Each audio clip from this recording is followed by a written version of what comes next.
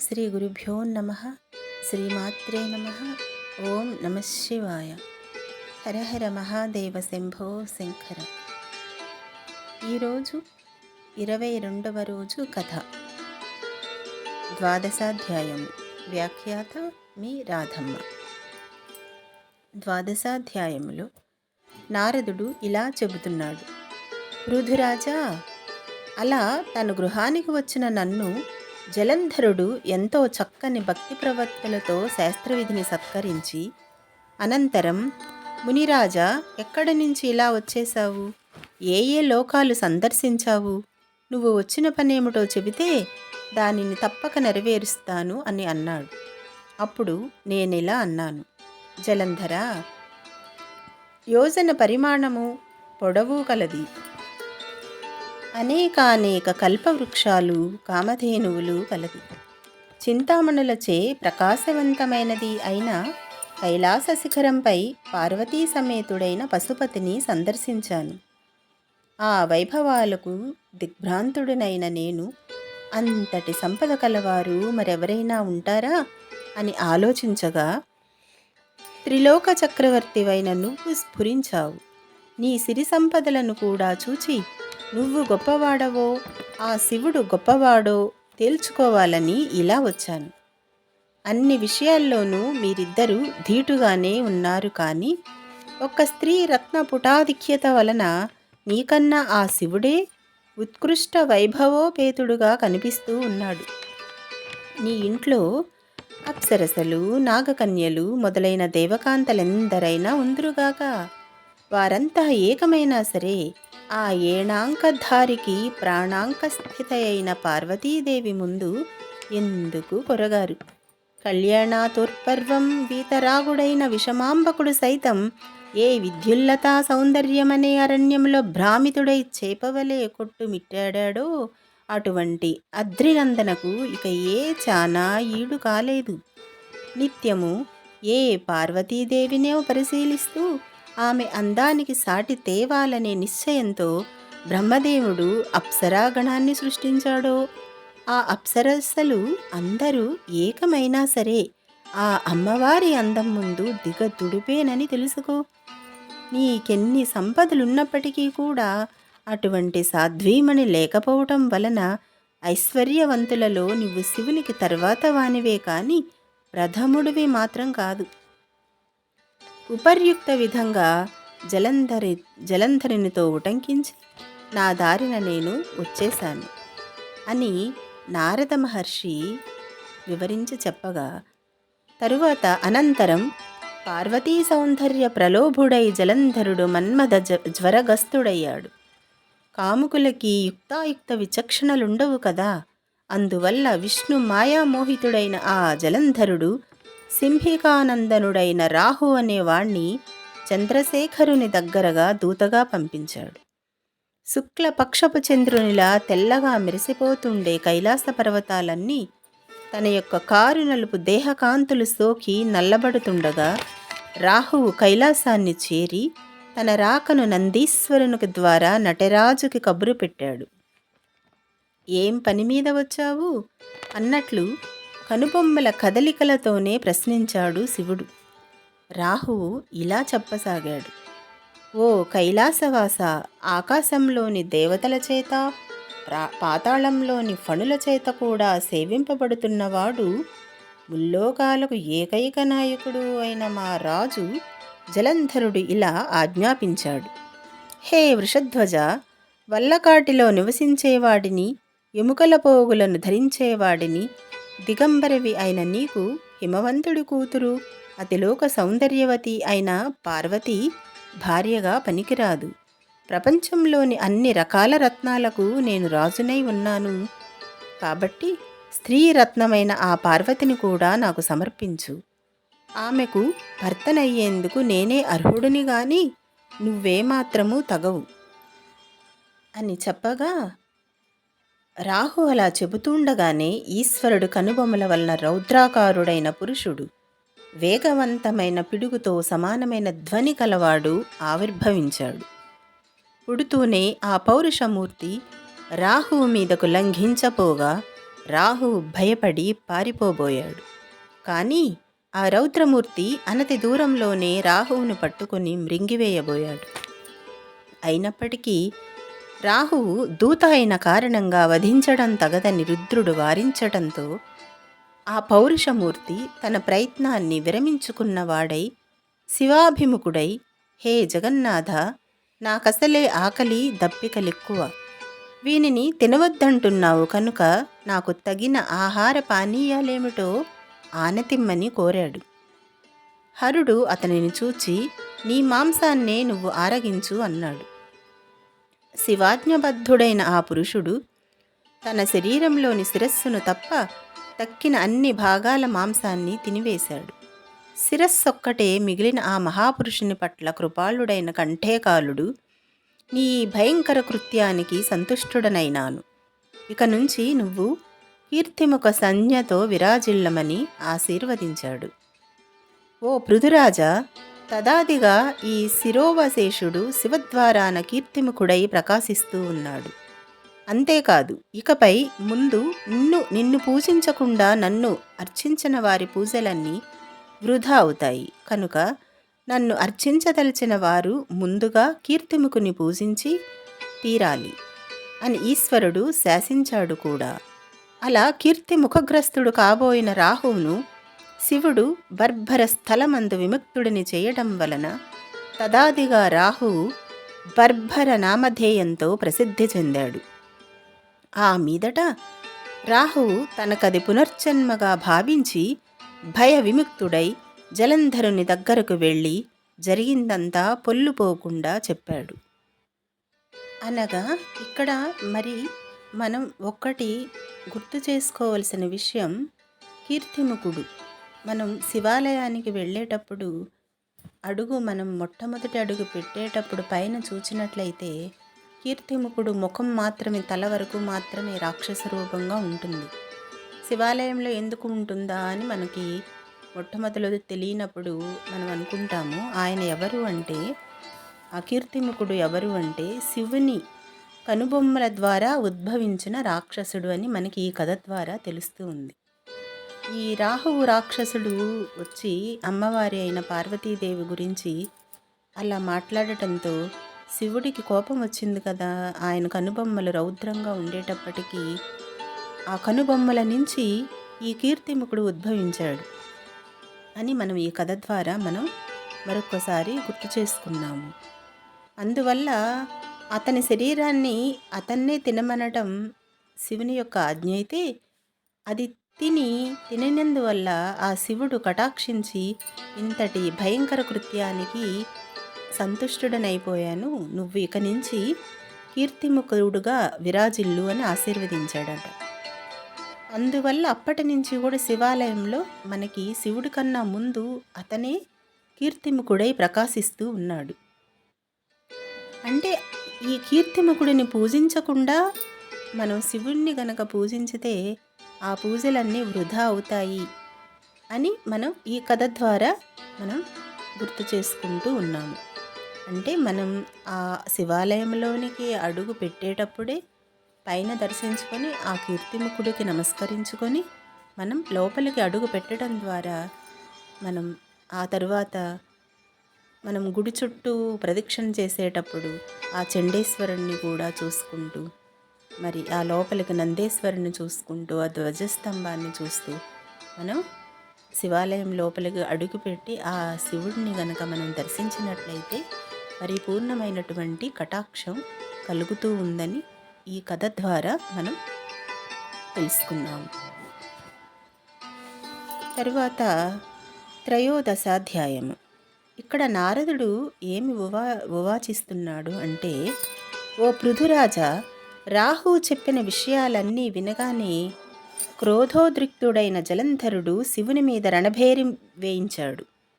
అంటే ఈ శివుడి వద్దకు వచ్చి చెప్పాడు కదండి, ఈలోపు కీర్తిముఖుడు వచ్చి తన శరీరాన్ని తానే తిని ఆ తల ఒక్కటి ఉండి శివుని యొక్క కరుణా కటాక్షాలను పొందిన ఆయన ఆ అధ్యాయం ముగిసింది. కానీ అక్కడ రాహు ఉన్నాడు కదా, పార్వతీమాతని గురించి ఆ విధంగా మాట్లాడిన రాహువు తిరిగి వెనక్కి వెళ్ళి జలంధరుడికి చెప్పాడు ఇక్కడ జరిగినదంతా. అప్పుడు క్రోధోద్రిక్తుడైన జలంధరుడు శివుని మీద రణభేరి మోగించాడు.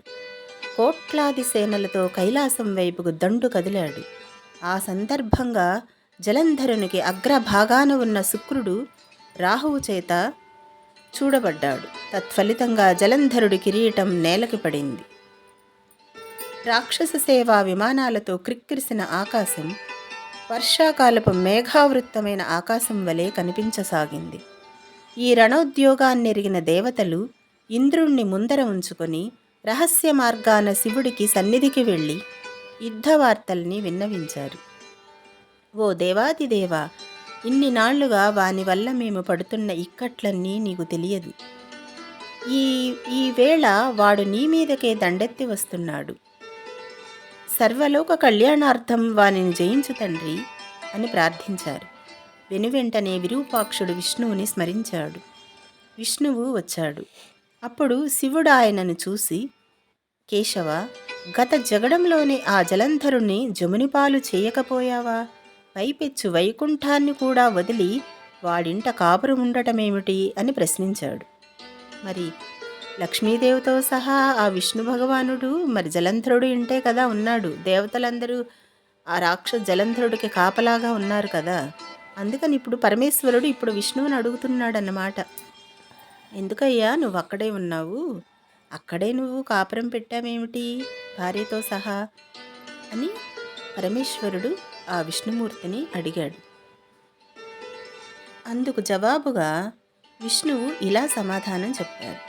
పరమేశ్వర, ఆ జలంధరుడు నీ అంశ వలన పుట్టటం చేత, లక్ష్మికి సోదరుడు కావటం చేత యుద్ధంలో నా చేత వధింపబడలేదు. కాబట్టి నువ్వే వాణ్ణి జయించు అని చెప్పాడు. అందుమీదట శివుడు, ఓ దేవతలారా, వాడు మహాపరాక్రమవంతుడు. ఈ శస్త్రాస్త్ర వల్ల కానీ నా చేత కానీ మరణించేవాడు కాదు. కాబట్టి మీరందరూ కూడా ఈ శస్త్రాలలో మీ తేజస్సులను సైతం ప్రకాశింపజేయాలి అని ఆజ్ఞాపించడంతో విష్ణువాది దేవతలందరూ తమ తమ తేజస్సులను బయల్పరిచారు. గుట్టగా ఏర్పడిన ఆ తేజస్సులో శివుడు తన తేజాన్ని కలిపి మహోత్తమము, భీషణ జ్వాలాస్యము, వేగ సంపన్నము, అత్యంత భయంకరము అయిన సుదర్శనమనే చక్రాన్ని నిర్మించాడు. అప్పటికే 1,000,000 ఏనుగులు, 1,000,000 గుర్రాలు, 1,000,000 కాల్బలగములతో కైలాస భూములకు చేరిన జలంధరుని దేవతలు, ప్రమదగణాలు ఒక్కొమ్మడిగా ఎదుర్కొన్నాయి. నందీశ్వర, విఘ్నేశ్వర, సుబ్రహ్మణ్యేశ్వరాదులు కూడా తమ తమ గణాలతో సహా జలంధరుని మార్కొన్నారు. 2 తెగల మధ్యన భయంకరమైన సంకుల సమరం కొనసాగింది. ఇరుపక్షాల నుంచి వచ్చే వీర రస ప్రేరకాలైన భేరీ, మృదంగ, శంఖాది ధ్వనులతోనూ, రథనేమి ధ్వనులతోనూ, గజ ఘీంకారాలతోనూ భూమి విపరీతమైన ధ్వనులతో ప్రకంపించసాగింది. పరస్పర ప్రయోజితాలైన శూల, పట్టిస, తోమర, బాణశక్తి, గదాధ్యాయుధ భరితమైన ఆకాశం పగలే చుక్కలు పొడిచినట్లుగా ఉన్నది. యుద్ధభూమిలో నేలకూలిన రథ గజాదులు, కళేబరాలు, రెక్కలు తెగిన పర్వతాలు గుట్టలు పడినట్లుగా ఉన్నాయి. ఆ మహాహవంలో ప్రమథ బాణోహపేతులైన దైత్యుల్ని శుక్రుడు మృత సంజీవని విద్యతో పునర్జీవింపజేశాడు. అనగా మరి దైత్యుల గురువుగారు శుక్రుడు కదండి. ఆ శుక్రుడు కూడా ఆ చనిపోయిన రాక్షసులందరినీ కూడా ఆయన శక్తితో, మృత సంజీవిని విద్యతో మరల జీవించేటట్లుగా చేస్తూ ఉన్నాడట. ఒక పక్కన దేవతాగణాలు చంపుతూ ఉంటే రాక్షసుల్ని, ఇటు దైత్య గురువు అనగా రాక్షస గురువు వారందరినీ బతికిస్తూ ఉన్నాడట. ఈ సంగతి మన ఈశ్వరుడి చెవిన పడింది, మన మహేశ్వరుడి చెవిన పడింది ఈ విషయం. తక్షణమే ఆయన ముఖం నుంచి కృత్య అనే మహాశక్తి ఆవిర్భవించింది. అది అత్యంత భయంకరమైన తాలు, జంఘోదర, వక్త్ర స్తనాలతో మహావృక్షాలను సైతం కూలగొడుతూ రణస్థలిని చేరింది. శ్లోకము. సాయుద్ధభూమి మాసాధ్య భక్షయంతి మహాసురాన్ భార్గవం స్వభగే ధృత్వా జగామాంతర్హితా సభ. రావడమే పేరు మోసిన రాక్షసులెందరినో తినేసింది. ఆ ఊపు శుక్రుణ్ణి సమీపించి అతనిని తన యోనిలో చేర్చుకుని అంతర్ధానమైపోయింది. మరణించిన వాళ్లను మళ్ళా బ్రతికించే శుక్రుడు లేకపోవటం వలన ప్రమథగణాల విజృంభణకు రాక్షససేన మొత్తం తుఫాను గాలికి చెదిరిపోయే మబ్బు తునకల వలె చెల్లా చెదరైపోసాగింది. అందుకు కినిసిన శుంభ నిశుంభ కాల నేమ్యాది సేనానాయకులు అగణ శర పరంపరతో శివగణాలను నిరోధింపసాగారు. చక్కటి పంట మీద మిడుతల దండులాగా తమ మీద పడే రాక్షస బాణాలకు రక్తసిక్త దేహులై అప్పుడే పూసిన మోదుగు చెట్ల వలె తయారైన శివసేనలన్నీ తిరుగుముఖం పట్టి పారిపోసాగాయి. అది గమనించిన నందీశ్వర, విఘ్నేశ్వర, సుబ్రహ్మణ్యేశ్వరులు ఆగ్రహావేశులై రాక్షస సేనల మీదకు విజృంభించారు. త్రయోదశోధ్యాయ సమాప్త అనగా 13వ అధ్యాయము సమాప్తము. తదుపరి చతుర్దశాధ్యాయము. నందీశ్వరుడు కాలనేమితోనూ, విఘ్నేశ్వరుడు శంభుడితోనూ, కుమారస్వామి విశంభుడితోనూ ద్వంద్వ యుద్ధాలకి తలపడ్డారు. నిశంభుడి బాణఘాతానికి సుబ్రహ్మణ్యస్వామి వాహనమైన నెమలి మూర్ఛపోయింది. నందీశ్వరుడు తన బాణ పరంపరతో కాలనేమి యొక్క గుర్రాలను, జెండాను, ధనస్సును, సారథిని నాశనం చేసేశాడు. అందుకు కోపించిన శంభుడు విఘ్నేశ్వరుడి వాహనమైన ఎలుకని బాణంతో బాధించాడు. అది కదలలేని పరిస్థితి ఏర్పడటంతో వినాయకుడు గండ్రగొడ్డలిని ధరించి కాలినడకను శంభుని చేరి వాని వక్షస్థలాన్ని గాడవేశాడు. వాడు భూమిపై పడిపోయాడు. అది గమనించిన కాలనేమి, నిశంభులు ఇద్దరూ ఒకేసారిగా గణపతితో కలియబడ్డారు. దానిని గుర్తించి వారి మధ్యకు రంగప్రవేశం చేశాడు వీరభద్రుడు.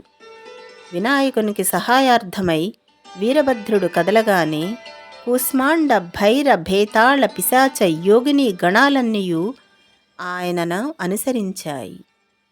గణసహితుడైన వీరభద్రుని విజృంభణతో రాక్షస గణాలు హాహాకారాలు చేశాయి. అంతలోనే మూర్ఛదేరిన నందీశ్వర, కుమారస్వాములిద్దరూ పునః యుద్ధంలో ప్రవేశించారు. వారందరి విజృంభణతోనూ వీగిపోతున్న తన బలాన్ని చూసిన జలంధరుడు అతి అనే పతాకం గల రథంపై వచ్చి ఈ సమస్త గణాలను ఎదుర్కొన్నాడు. జలంధరుడి బాణాలతో భూమ్యాకాశాల మధ్య ప్రాంతమంతా నిండిపోయినది. 5 బాణాలతో విఘ్నేశ్వరుడిని, 9 బాణాలతో నందేశ్వరుడిని, 20 బాణాలతో వీరభద్రుడిని కొట్టి మూర్ఛ పోగొట్టి భీషణమైన సింహగర్జన చేశాడు. వాడి గర్జనతో ముందుగా స్పృహలోనికి వచ్చిన వీరభద్రుడు 7 బాణాలతో జలంధరుడిని, గుర్రాలని, పతకాలని, గొడుగుని నరికేశాడు. మరో 3 బాణాలు అతని గుండెలలో గుచ్చుకునేలా నాటాడు. దానితో మండిపడిన జలంధరుడు పరిఘ అనే ఆయుధంతో వీరభద్రుని ఎదుర్కొన్నాడు. అద్భుతమైన యుద్ధం చేశారు వారు. అనంతరం జలంధరుడు వీరభద్రుడి తలపై పరిఘను ప్రయోగించడంతో వీరభద్రుడు స్పృహ తప్పి పడిపోయాడు. చివరికి దేవతల ప్రార్థనల మీద శివుడు జలంధరుడితో యుద్ధానికి ఉపక్రమించాడు. అతడిని యుద్ధంలో జయించటం శివుని శక్యం కాలేదు. జలంధరుడు హతుడు కాకపోవడానికి అతని భార్య బృంద ప్రాతిపత్యం కారణమని విష్ణుమూర్తి గ్రహించాడు. ఆమె ముందు విష్ణుమాయను ప్రయోగించడానికి బయలుదేరాడు. అక్కడ బృంద ఒక మునీశ్వరుడు వద్దకు వెళ్ళి తన భర్త యోగక్షేమాల గురించి అడిగినది. 13, 14 అధ్యాయములు అనగా 22వ రోజు పారాయణము సమాప్తము. మరి తదుపరి రోజు అసలు ఏం జరిగింది? మరి జరాసంధుడి భార్య భర్త యోగక్షేమాల గురించి అడుగుతూ ఉందట కదా, మరి ఎలా అడిగింది, తరువాత యుద్ధమేమిటి అనే విషయం మనం 23వ రోజు పారాయణంలో పంచదశాధ్యాయంలో తెలుసుకోబోతున్నాము. మరి ఈరోజు మనం కార్తీక మాసంలో తులసమ్మని ఎంతో ఇష్టంగా పూజించుకుంటాం. దీపాలతో అలంకరించి, పువ్వులతో అలంకరించి అమ్మవారిని, అయ్యవారిని, ఆ విష్ణువుని దగ్గరగా పెట్టి వివాహం చేసి ఆనందిస్తూ ఉంటాం. మరి ఈరోజు ఆ తులసమ్మ స్తోత్రాన్ని ఒక్కసారి పఠించుకుందాము. జగద్ధాత్రీ నమస్తుభ్యం విష్ణోశ్చ ప్రియవల్లభే యతో బ్రహ్మదయో దేవాః సృష్టిస్థిత్యంతకారిణః నమస్తులసి కళ్యాణి నమో విష్ణుప్రియశుభే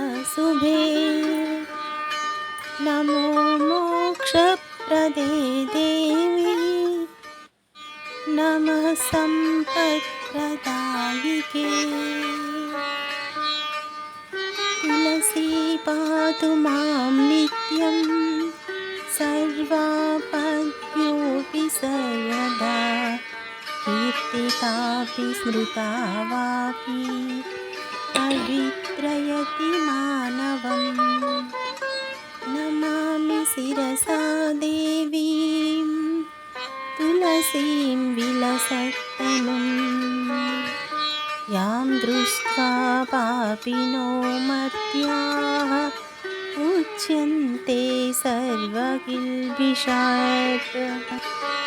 తులస్యా రక్షితం సర్వం జగదేతశ్చరాచరం యా వినిహంతి పాపాని దృష్ట్వా వా పాపిభిర్నరైః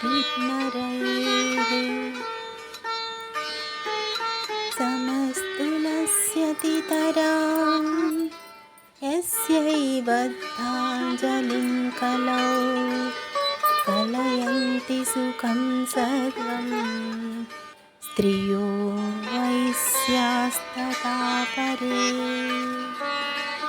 తులస్యా న పరం కించిద్ దైవతం జగతీతలే యథా పవిత్రితో లోకో విష్ణుసంగేన వైష్ణవః తులస్యాం పల్లవం విష్ణో శిరస్యారోపితం కలౌ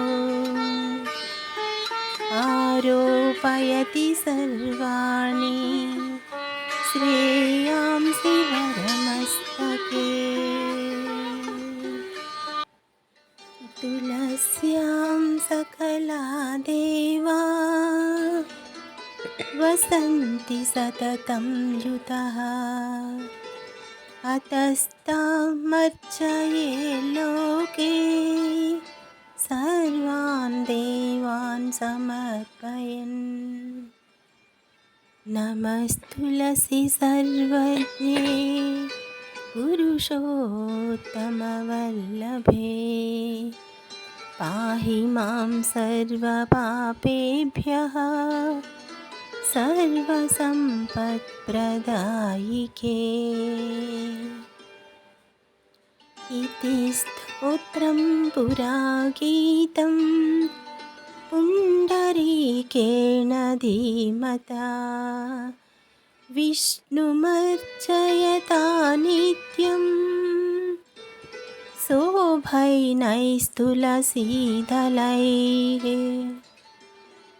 तुलसी श्रीर्महालक्ष्मीर्विद्या विद्याय यशस्विनी धर्म्या धर्मानना देवी देवी देवमनप्रिया लक्ष्मी प्रियसखी देवी द्याभूमिरचिलाचला